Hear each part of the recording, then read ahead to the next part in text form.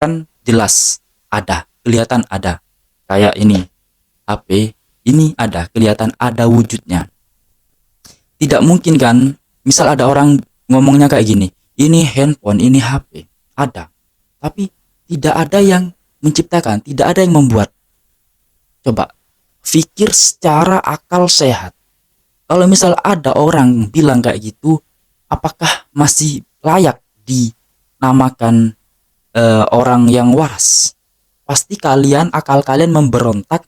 Oh, orang ini gak waras. Mana ada HP yang bener-bener kelihatan mata, wujud ada HP-nya, barangnya kelihatan mata dengan detail kayak gini, dibilang tidak ada yang bikin, tidak ada yang membuat.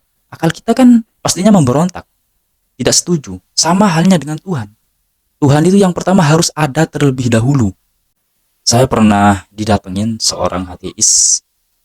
Kalau nggak salah pas waktu itu makan di tempat makan, rumah makan apa gitu loh, saya lupa.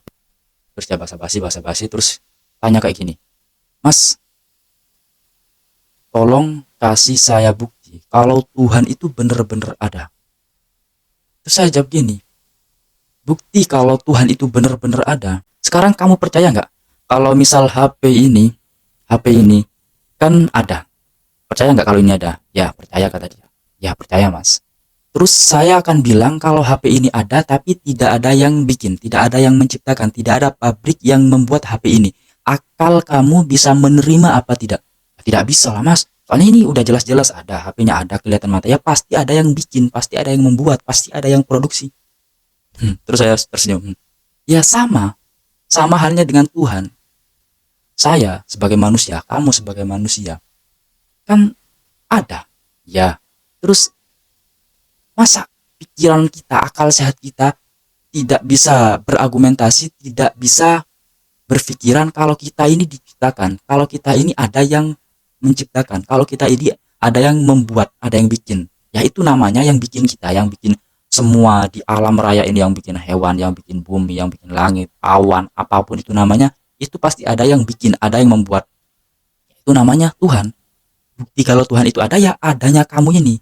Akal kan tidak bisa menerima kalau sesuatu yang ada diciptakan oleh ketiadaan, diciptakan oleh sesuatu hal yang tidak ada. Ayo, akal bisa menerima atau tidak? Kalau misal ada orang yang mengatakan, oh ini sesuatu ini ada karena ya tidak ada yang menciptakan ya tidak ada. Sesuatu ketiadaan. Akal tidak bisa menerima. Terus ada yang bilang ya ini karena ya sudah hukum alam, hukum alamnya kayak gini. Iya, hukum alam tersebut yang menciptakan Tuhan. Itu alasan yang pertama kalau Tuhan itu benar-benar ada. Setuju nggak? Kalau kalian nggak setuju, punya persepsi pikiran sendiri ya nggak apa-apa. Tapi tolong jelaskan secara ilmiah. Jelaskan secara ilmiah kenapa kalian mengatakan bahwa Tuhan itu tidak ada. Bukti secara ilmiahnya apa? Kalau bukti secara ilmiahnya, secara akal sehat saya yang tadi itu, sesuatu yang ada tidak mungkin diciptakan oleh ketiadaan, tidak mungkin diciptakan oleh sesuatu yang tidak ada. Akal tidak bisa menerima. Itu masuk akal. Ya enggak? Masuk akal. Dan keberadaan Tuhan itu harus pasti ada dan mutlak. Adanya itu mutlak. Contohnya logika sederhananya gini. Kita sebagai manusia kan ada, kelihatan, ada. Tapi kalau kita sebagai manusia ini adanya itu mungkin ada dan mungkin tidak ada. Soalnya sebelum kita manusia ada di dunia ini kan tidak ada. Kita ada tanggal lahirnya. Ya kan? Kita ada tanggal lahirnya, kita sebelum ada itu tidak ada. Sebelum ada, tidak ada.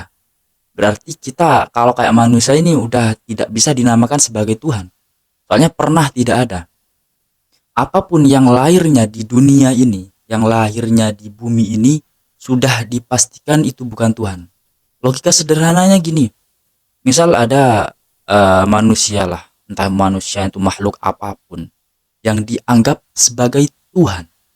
Tapi adanya dia, itu ada waktunya, ada awalnya, ada lahirnya. Lantas pertanyaannya gini, kalau dia misal diakui sebagai Tuhan, diyakini sebagai Tuhan, terus yang menuhani orang-orang makhluk sebelum dia lahir siapa? Masa Tuhannya lahirnya adanya itu terakhir, adanya itu terlambat? Masa bumi diciptakan ada terlebih dahulu, penciptanya itu di belakangan, munculnya di belakangan, lahirnya di belakangan. Nah, dari situ akal kita tidak bisa menerima kan. Jadi apapun yang ada awalannya dan ada akhirnya, entah itu dilahirkan, entah itu sebelumnya tidak ada terus ada, terus entah itu diangkat lah, entah itu mati lah, berarti dia tidak pantas dinamakan Tuhan.